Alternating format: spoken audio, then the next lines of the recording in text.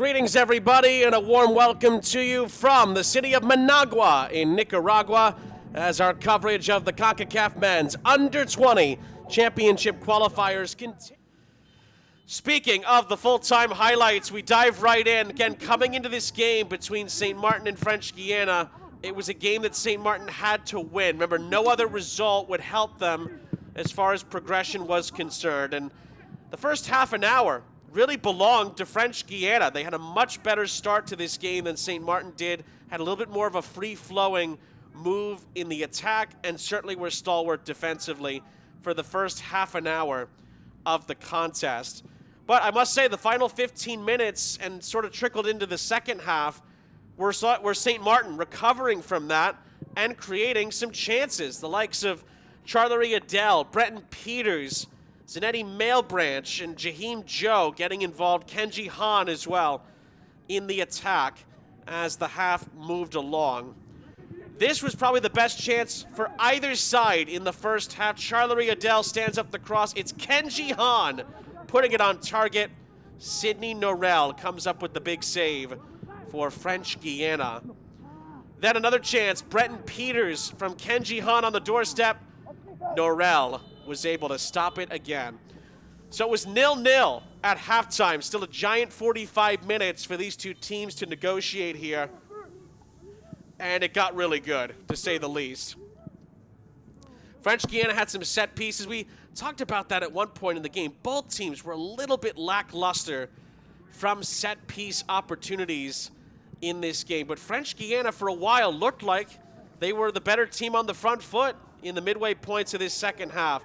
Then the turning point, or at least one of the turning points, huge save from Roman Maglior to thwart Ylan Pruden, who was in one-on-one. That kept it at 0-0. Then a huge moment here. Penalty. Mailbranch brought down. Gasson steps up. 76 minutes gone. Scores the penalty to give St. Martin some salvation. Getting close to the dying embers. That goal, as it stood, would have kept St. Martin alive here in Group A. Huge, huge moment. And you could see from the French Guiana point of view, it felt like a back-breaking moment. Gasson would be yellow-carded for that celebration. But then, 10 minutes later, absolute chaos here. It's won back by French Guiana. The substitute, Prosper, heads it in. Roman Maglior, wrong-footed, could not get anything on it. And incredibly, French Guiana find the equalizer with 4 minutes left of normal time to make it 1-1. And there will be no more time added on. That's it. Game over. It ends all square in Managua, and St. Martin, after so many twists and turns of drama here. Hello to everyone and a very warm welcome from the Estadio Miguel Chocorron Buitrago in Managua, Nicaragua. 3 massive points for Suriname as they defeat Grenada by 4-0. Let's take a look at the best moments from the match as Suriname would open up the scoring early in the first half. The header by Josias Elgin finding the back of the net with Peter Alexander out of position. That would be the opening goal of what would be a very successful evening of football for the All Whites. Grenada looking to answer. Cross from Francis hitting the post just inches away from an equalizer. Grenada then, with just a handful of minutes to go before the halftime break, it would be Jeremiah Nurk with a gorgeous solo run starting from the far side. He beats Francis and then Jace James before unleashing an absolute rocket past Peter Alexander. This is gorgeous one-on-one football. So difficult to contain all evening long. Nurk and the bench reacting accordingly because that was an absolute golazo style points for the celebration all around as well. And that's how it would end after 45 minutes. Suriname putting all the pressure in the world on Grenada to start the second half with a newfound confidence, but it would be the other way around. Just 3 minutes and Suriname would get their third goal of the game. Michel Decaux takes advantage of the rebound in the box. Everyone standing still for Grenada. Not Decaux. He moves quickly and he takes full advantage of the opportunity. The offside flag denying a goal for Suriname, but that goal would come. The combination of substitutes. Dors finds Legan, and that would be that. 4-0. Grenada outclassed, and Suriname simply too good on the night. And there is the full-time whistle.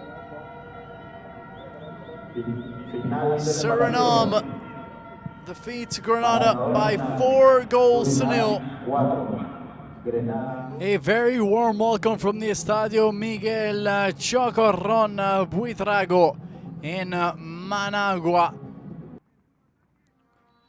A complete performance from El Salvador as they defeat Belize by 7-0. Let's take a look at the best moments from the match. Early in the opening half, it would be Christian Correas who would open up the scoring. The midfielder taking advantage of the space, and that beautiful assist by Johan Ortiz to find the back of the net. And it would be one-way traffic from then. El Salvador would come close to getting a second. This would be the best chance of the match for Belize, with Cornejo giving up possession at the back. The second goal would come, and it would be an own goal scored by Darwin Saravia, the center back facing his own net in a full stretch, trying to avoid contact by Luis Tobar, and he is unable to avoid the own goal in the process. Immediately after the own goal, El Salvador would strike again. This time it would be Johan Ortiz, after picking up the assist for the game's opening goal. Midfielder takes it on himself, a beautiful body fake, and then he beats Marquise Ingram for the third goal of the opening half. And the script would remain very much the same in the second half as well. After a goal was disallowed to Luis Tobar, the floodgates would indeed open, and El Salvador did not stop scoring. Johan Ortiz gets his brace as the overlapping run is rewarded by Wilber Diaz, who came in during the second half, and goal scoring would continue with the substitute William Cabrera. Instant impact off the bench for the North Carolina FC man, that time beating Ingram to the goalkeeper's right.